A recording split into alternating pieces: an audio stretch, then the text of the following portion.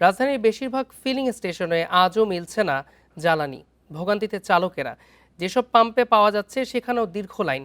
এ বিষয়ে আরও জানাতে রাজধানীর তেজগাঁও থেকে যুক্ত হচ্ছেন আমাদের সহকর্মী রিফাত আলম।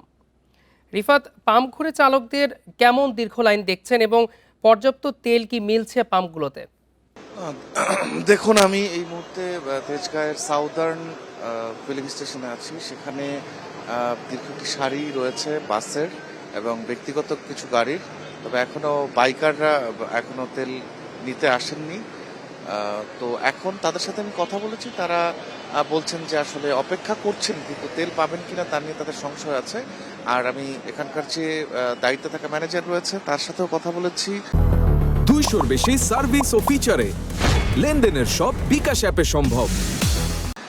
তিনি জানিয়েছে যে যে পরিমাণ তেল এখানে আছে তা সম্ভবত কয়েকটি গাড়িতে দেওয়ার পরই শেষ হয়ে যাবে। অন্যান্য যে গাড়িগুলো সারিতে আছে তাদের দেওয়া সম্ভব হবে কিনা সেটা বলা যাচ্ছে না। তো তার কাছে জানতে চাওয়া হয়েছে যে আজকে তেল কখন আসবে।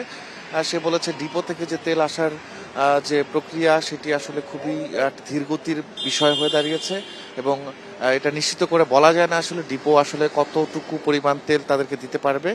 তো আজকে যদি পরবর্তীতে তেল আসে, ডিপো থেকে তারা যদি তেল পান, সেক্ষেত্রে তারা দুপুরের পর থেকে তারা তেল গ্রাহকদের দিতে পারবেন। এছাড়া কিন্তু তারা তেল দিতে পারবেন না। আমি একটু জানিয়ে রাখি যে এই সাউদার্ন যে ফিলিং স্টেশন রয়েছে, এই ফিলিং স্টেশনটি কিন্তু এই সংকটের মধ্যেও কিন্তু বেশ কিছুদিন ধরে মানে এই পর্যন্ত কিন্তু গ্রাহকদের তেল দিয়ে আসছিল এবং তাহলে এই ফিলিং স্টেশন এখন সংকটের মধ্যে পড়ে গেছে। তাহলে অন্যান্য যে ফিলিং স্টেশনগুলো আমরা গত কয়েকদিন ধরে জানাচ্ছিলাম যে সেখানে তেল নেই বা সকাল থেকেই বন্ধ রয়েছে আর কি, একেবারেই বন্ধ হয়ে গেছে, সেখানে তো আসলে একেবারেই আর তেল তারা দেওয়ার কোনো সুযোগ নেই, যেখানে তারা দুপুরের পর থেকে তেল দিত।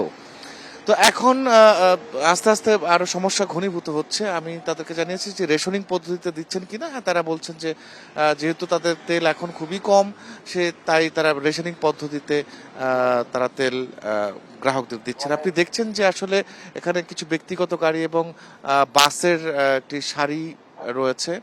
আমরা যদি একটু দেখাই, যে বাসগুলো কিন্তু এক এক করে তেল নিচ্ছে এখান থেকে, কিন্তু পেছনের যে বাসগুলো রয়েছে সেই বাসগুলো আসলে তেল পাবে কিনা তারা আসলে সংশয় প্রকাশ করেছেন।